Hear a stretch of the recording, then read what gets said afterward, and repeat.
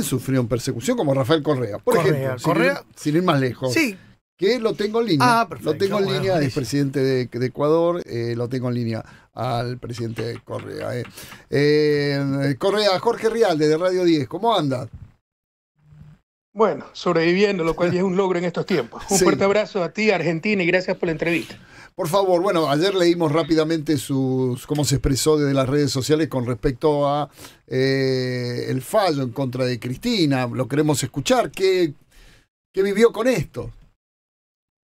Mira, quieren lograr por medio de la persecución judicial lo que no logran en las urnas, es lo que se conoce como lawfare, la guerra jurídica, la judicialización de la política, que fue racionalizado en Estados Unidos a nivel militar a principios del siglo, pero lo aplicaban sobre todo a los dirigentes sociales y políticos y religiosos del Medio Oriente para neutralizarlos. Y se le ocurrió la brillante idea que se podía aplicar sistemáticamente a los dirigentes progresistas de América Latina también para neutralizarnos, porque perdían todo en las urnas, ¿no? Estamos hablando de principios del siglo, cuando se derrumbaban como castillo de naipes los gobiernos de derecha en nuestra región. Entonces, de ahí hemos sufrido pues esta persecución implacable que tiene dos ejes, básicamente, se fundamenta en dos pilares. El uno, el mediático. Una prensa hegemónica totalmente en manos de la derecha. Nosotros no enfrentamos a los partidos de derecha, enfrentamos a sus medios de comunicación. Esa prensa logra consentimiento, consenso primero y luego consentimiento. Y hace que la gente, hasta la gente más noble, aplauda la peor canallada. Y luego tenemos sistemas de justicia cooptados, fiscalías, jueces, que solo copian los titulares. Y ya están listas las sentencias, solo falta el juicio, ¿verdad? Claro. Entonces, y así neutralizan a los dirigentes progresistas, sobre todo, aunque algunas veces también se da con dirigentes de derecha debido a conflictos al interior de su tendencia, pero es básicamente, sistemáticamente a los dirigentes de izquierda progresistas de América Latina. Y hoy le tocó el turno a Cristina, pero todos debemos rechazar esta brutalidad, estas cosas tan burdas, ¿no? Sí, porque nos roban todo, nos roban la democracia, nos roban el Estado de Derecho. Y entendamos que el Estado de Derecho es el pilar de la civilización, no solo de la democracia, de la civilización. Con estas cosas, hoy pueden celebrar la victoria coyuntural, los sabidos, los sinvergüenzas. Pero con esto perdemos todos en el mediano y largo plazo. Sí, esto es lo que se nota. De hecho, hoy el diario Clarín ya le advirtió en una editorial a Milei que sería el próximo. Bueno, con los argumentos que han invocado para condenar a Cristina, se puede condenar a todo el mundo, ¿no? Le argumentan omisión inapropiada, algo así. Bueno, no se entiende que un principio de administración pública o privada es que se delegan funciones, no responsabilidades. Uno, como presidente, es el responsable de un ministropillo, sin lugar a dudas. Pero es responsabilidad política. Eso lo deciden los electores en las urnas. Si ven que fue sistemático, si fue negligencia, si fue incapacidad, si son cosas inevitables. Eso lo definen los argentinos, los ciudadanos, en las urnas, no los jueces, en las cortes. Entonces han transformado la responsabilidad política en responsabilidad criminal, responsabilidad penal, que debe ser sancionada en las cortes y por jueces por demás vendidos, sesgados. Entonces eso es mortal para la democracia, mortal para el Estado de Derecho. Sí, porque hoy... mortal para el sentido común. A ver, Rafael... Con eso pueden meter... Mañana condenan al Papa, porque argumentan que los ministros que cometieron errores, fechorías, lo que tú quieras, eran católicos y el jefe de la Iglesia Católica debió ser responsable de esos católicos practicantes de que no pecaran. Entonces también se va preso. O sea, es una barbaridad lo que están haciendo. Por eso, a partir de ayer quedaron todos los políticos, los dirigentes, en calidad de sospechosos. Todos.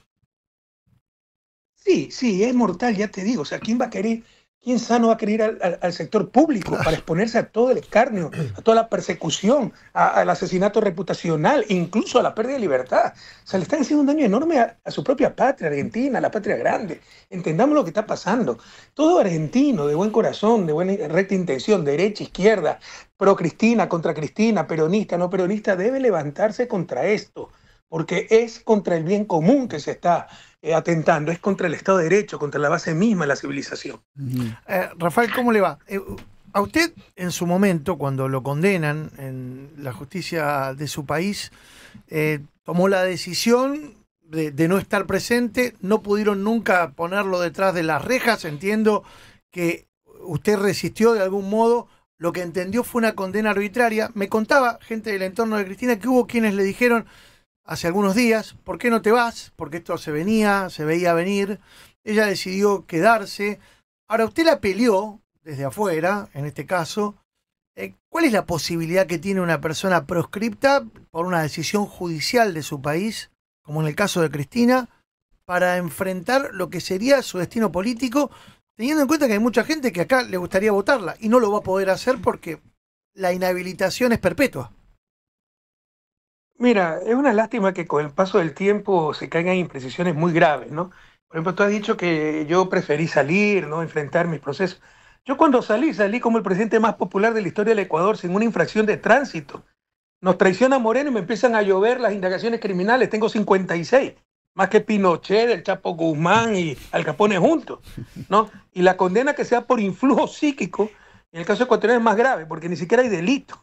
No hay delito, no existe Influjo soborno, psíquico. no existen pruebas, no existe justicia. Y como no tenían nada con qué relacionarme con los ficticios que ellos mismos montaron, se le ocurrió que yo había manejado una organización criminal por medio de influjo psíquico.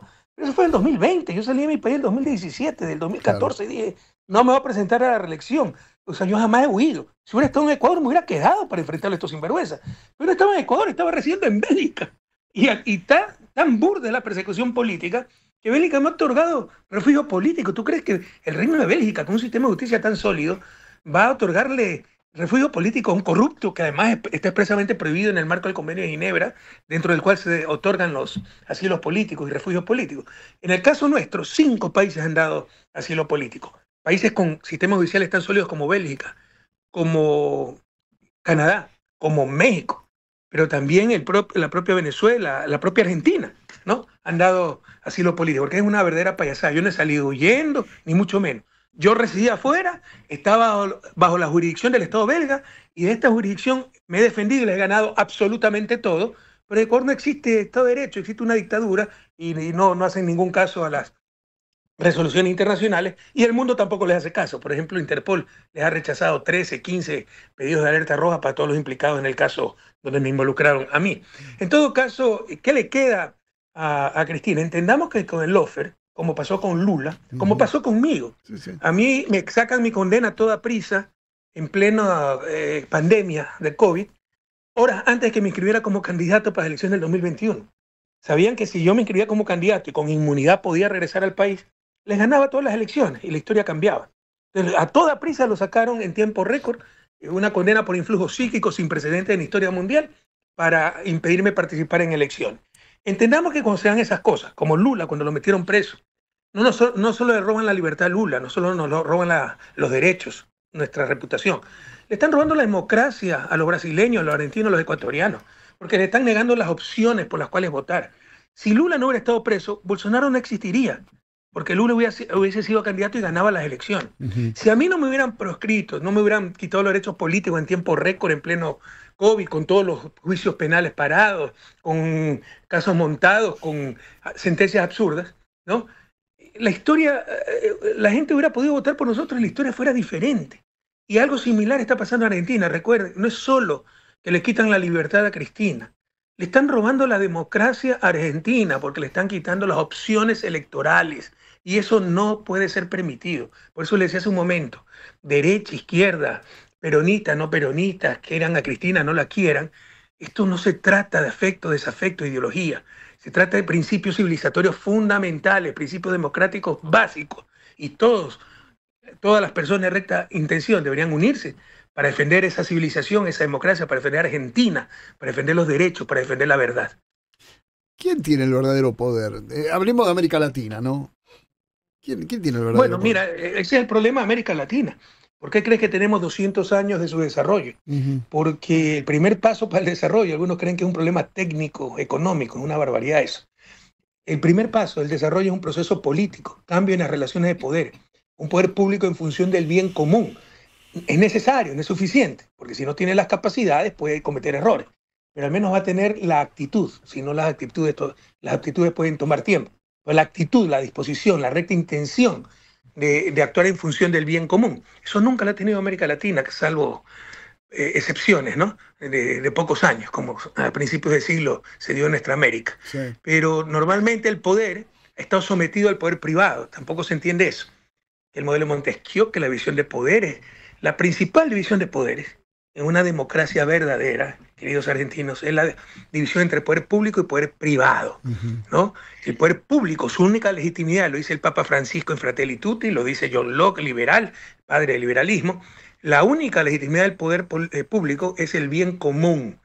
No puede estar sometido a poderes privados. E históricamente, nuestro poder público, nuestros estados, han estado sometidos a poderes privados, lo que llamaba René Zavaleta, un gran pensador boliviano, estados aparentes o estados inciertos, en función de unos pocos, no en función de la grandes mayorías. Y eso es el factor clave que ha impedido nuestro desarrollo. Entonces, el primer paso para el desarrollo es un proceso político de cambio en las relaciones de poder, un poder público en función del bien común. Entonces, ¿qué significa esto? Que siguen nuestros estados, sigue el poder público en manos de poderes privados y en función de intereses privados, no en función de ese bien común. Lo último, Rafael, agradeciéndole la nota. ¿Habló con Cristina en estas horas? ¿Va a hablar?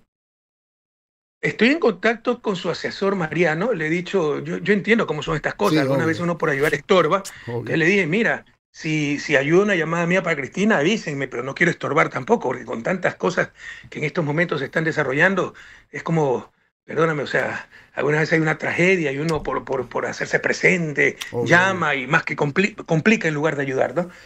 Yo nunca he buscado ser importante, siempre he buscado ser útil. Le he mandado el mensaje, mira, si es útil una llamada mía, me encantaría obviamente hablar con Cristina, me avisa. Entonces, ayer es todavía temprano en la mañana, acá yo estoy en Bélgica, ya es tarde.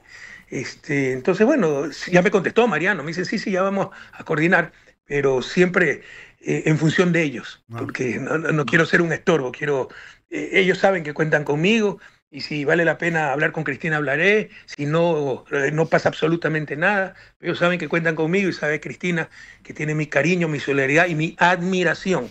Porque hagan lo que hagan los cobardes de siempre, los miserables de siempre, ya no podrán borrarle la historia.